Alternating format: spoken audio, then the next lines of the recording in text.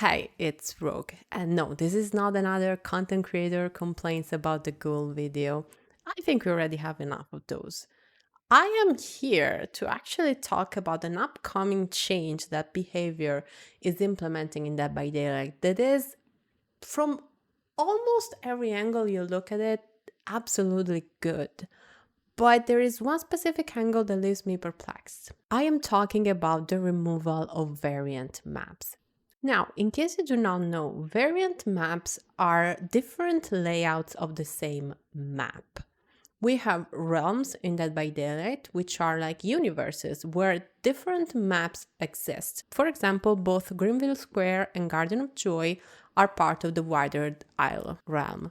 And these two maps are very different from each other. If you bring an offering for the Withered Isle, you could go to either one of these. And behavior is progressively adding new maps in the same realm in order to nerf some offerings. For example, the offering for the Withered Isle specifically was very strong, where the only map in the realm was Garden of Joy. But when Greenville Square was added, this offering got significantly nerfed for survivors because this is not a particularly survivor-sided map, while Garden of Joy most definitely is. Variants are instead not different maps, but the same map with their elements recombined. For example, Ormond has 3 variants that all present the same elements: the shack, the main, the snowplower, and this can be located in different sides of the map depending on which variant you get. During last year, basically, behavior has taken their time adding variant to pre-existing maps. So now we have 2 variants of Sanctum of Wrath, 2 variants of Yamaoka Family Residence, so that if you bring an offering for the Yamaoka realm, you could get one of these 4 maps. And this can be a problem from multiple points of view. For example, if you're a new player, this is clearly just gonna add to your confusion. All of these maps look the same. I think to a new player, Family Residence and Sanctum of Wrath look the same.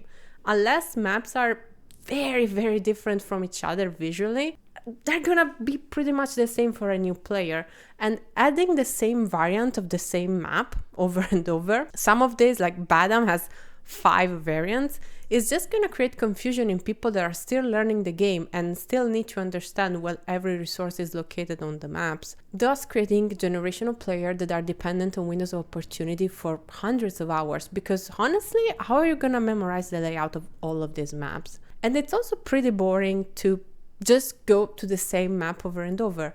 Yes, DbD has a map repeat prevention, but this doesn't apply to variants. It's specific for the single map. So if this game brings me to Ormond 1, next game could absolutely bring me to Ormond 2. It is considered a completely different map for the purpose of map repeat prevention. And guess what? I could go to Ormond 3 in the next match again. And if someone brings an offering, I could get one of these again for the 4th time. These maps also didn't look very well thought out. At some point, behavior said that creating maps, balancing maps was one of the most difficult and time-demanding things for their team. Creating a map was the biggest use of resource they basically put in a chapter. And honestly, you can see that in the variants that they implemented for Macmillan. 5 variants of the 5 Macmillan maps got spit out all in the same patch, all together, and they are so poorly thought out. There is one that is actually pretty good, and it's Groaning Storos 2. But it's like a coin cost. Yes, this one came up good, but the others, Coal Tower 1 and 2 barely have any difference. Sappho Pit 2 is even more of a nightmare than Sappho Pit 1. And honestly, that does take some skill. Sappho is a horrible map in my opinion, very badly thought, with the choke point in the middle, an extremely strong main building that is the nightmare of every M1 killer on earth, and the only way to actually make that worse would be to make main connecting to shack, which is exactly what they did for Sappho Pit 2. The others are just flavorless. It's not bad, it's not good, it's just another layout. It serves virtually no purpose. And apparently behavior agreed that all of these variants served virtually no purpose. They make the game harder for new players, If a map is bad, such as Badam, you have a lot more chances to go there if it has variants.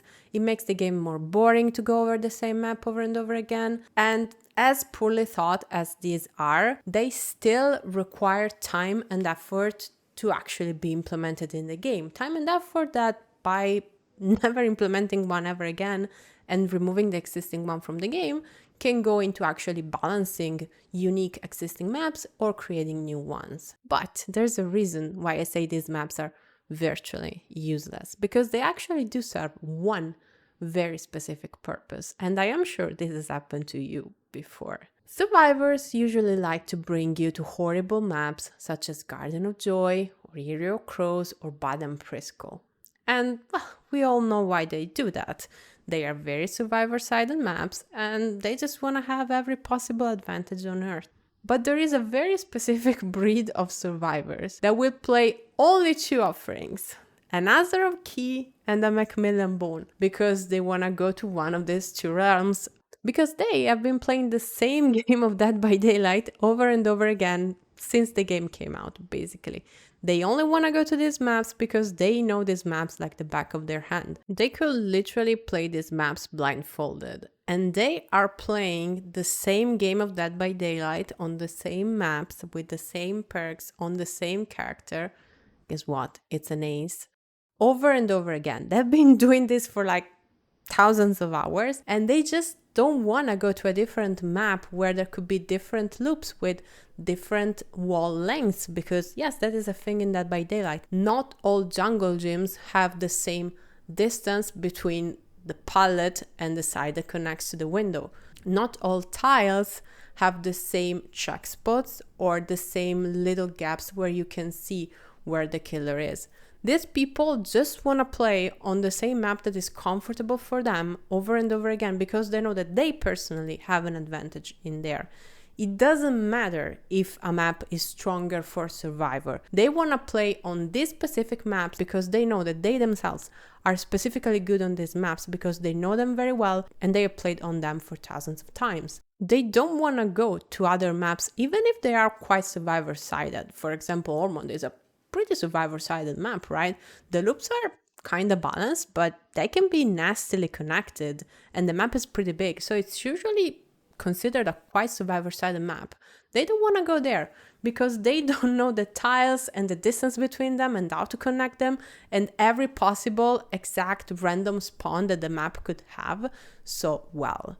They only want to go to Macmillan and Azeroth, and variants would kinda kill this playstyle. I have seen way less Macmillan Bones since the introduction of variants. And mind it, these variants are not particularly killer-sided, they're just different.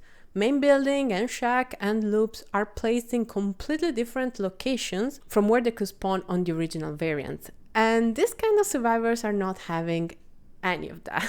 So I would get a lot more Azeroth Kiss because Azeroth doesn't have variants as a realm. And this is a kind of playstyle that I really hate. If you want to play the same thing over and over, just play a single player game, really. This is also one of the reasons why I like the new maps that are very strange and unique tiles, such as Nostromo or Toba Landing, because these maps have tiles that may look like a jungle gym, but you actually have to pay attention because the palette is not where you expect it to be.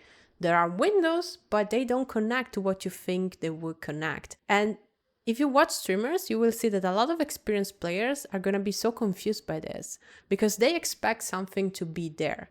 And these maps to me are the great equalizer, right? These tiles, these new maps are all about how good you are at reacting, mind gaming, or simply just pathing towards a tile on the fly. You're not going to use your muscle memory on them because you don't have it. These tiles are unique. You have to take a decision based on what you see, not on what you already know is gonna be there or is gonna be after that tile.